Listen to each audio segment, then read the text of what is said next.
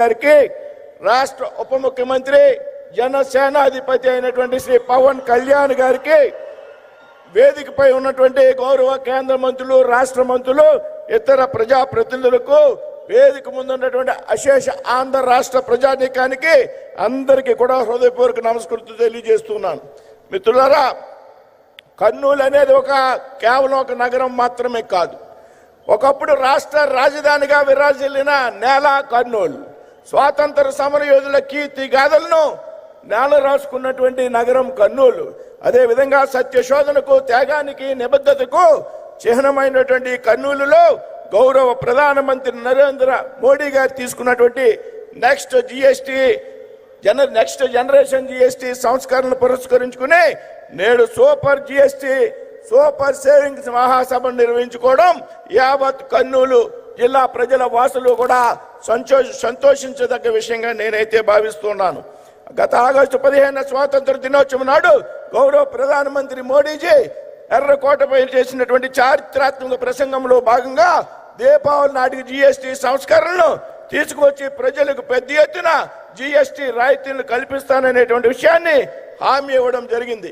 అదేవిధంగా ఆ రోజున ప్రకటించిన విధంగా అప్పటి వరకు 4 స్లాబులుగా ఉన్నటువంటి జిఎస్టీ రేట్లను కేవలం 2 స్లాబులకే పరిమితం చేసినటువంటి వ్యక్తి గౌరవ ప్రధాని నరేంద్ర మోడీజీ అనేటువంటి విషయం సందర్భంగా తెలియజేస్తున్నా.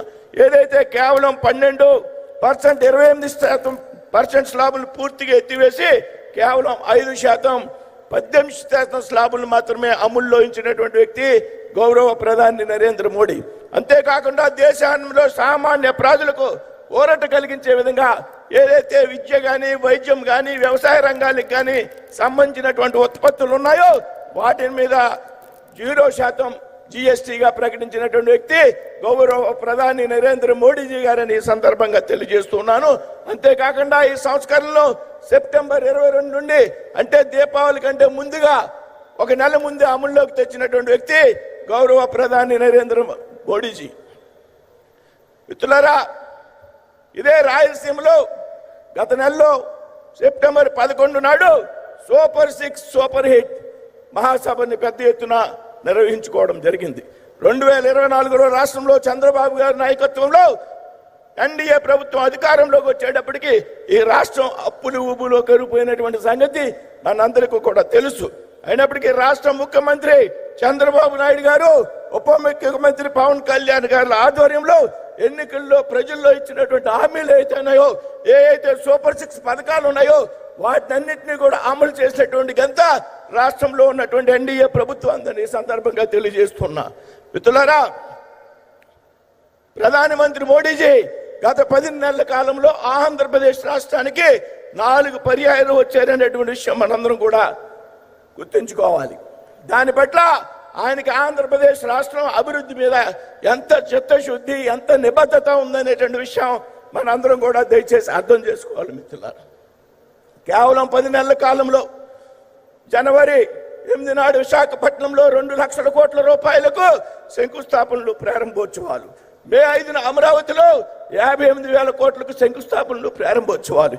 ఈరోజు కర్నూలులో 13,430 కోట్ల అభివృద్ధి కార్యక్రమాలకు శంకుస్థాపనలు, ప్రారంభోత్సవాలు శ్రీకారం చుట్టినటువంటి వ్యక్తి ప్రధానమంత్రి నరేంద్ర మోడీజీ అనేటువంటి విషయాన్ని ఇక్కడ ప్రస్తావిస్తూ ఉన్నా.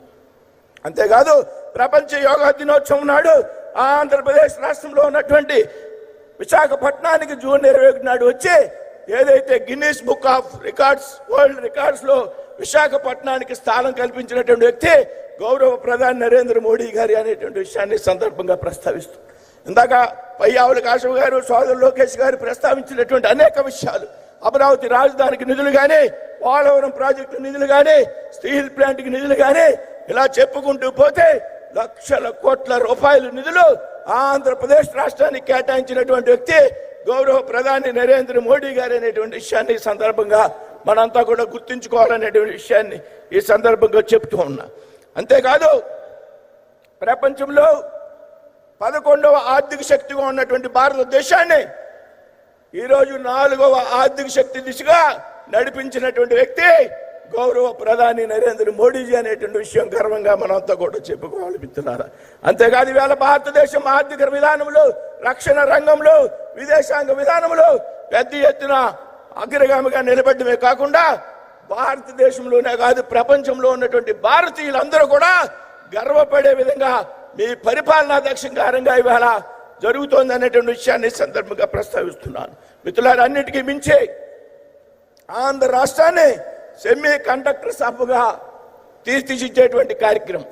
అదేవిధంగా ఇందాక మిత్రులు మన వాళ్ళు చెప్పినట్టు గూగుల్ ఏవెన్ డేటా సెంటర్ ఏదైతే ఉందో దాన్ని విశాఖపట్నంలో ఏర్పాటు చేసి విశాఖపట్నం హబ్గా అభివృద్ధి చేసేందుకు ప్రధాని నరేంద్ర మోడీ గారు చూపినటువంటి చొరవ, ఈ విషయంలో ముఖ్యమంత్రి శ్రీ నారా చంద్రబాబు నాయుడు గారు, పవన్ కళ్యాణ్ గారు, శ్రీ నారా లోకేష్ గారు తీసుకున్నటువంటి ప్రత్యేక శ్రద్ధను ఈ మహాసభ పూర్వకంగా అభినందిస్తూ ఉన్నా. రాబోయేటువంటి రోజుల్లో మోడీ నాయకత్వంలో భారతదేశం సూపర్ పవర్ దేశంగా మారడంతో పాటు చంద్రబాబు పవన్ కళ్యాణ్ గారి నాయకత్వంలో ఆంధ్రప్రదేశ్ సూపర్ ఆంధ్రప్రదేశ్గా మారుతుంది అనేటువంటి విషయంలో